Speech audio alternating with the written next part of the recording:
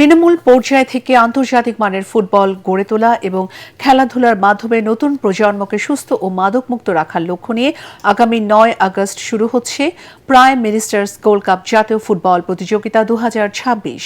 দুপুরে চট্টগ্রাম প্রেস ক্লাবে আয়োজিত সংবাদ সম্মেলনে শিক্ষামন্ত্রী ডক্টর আ.ন.ম এহসানুল হক মিলন একথা জানান। ওই দিন প্রধানমন্ত্রী তারেক রহমান চট্টগ্রাম জেলা স্টেডিয়ামে প্রতিযোগিতার উদ্বোধন করবেন। একই সময় চট্টগ্রাম থেকে ভার্চুয়ালি দেশের সব উপজেলায় টুর্নামেন্টের উদ্বোধন করা হবে। দেশের ৪০,২৩১টি শিক্ষা প্রতিষ্ঠানে প্রায় ১.৫ কোটি শিক্ষার্থী এ প্রতিযোগিতায় অংশ নেবেন।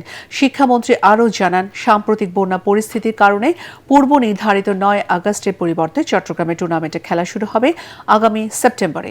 এ উপলক্ষে রোড শোর আয়োজন করা হয়েছে।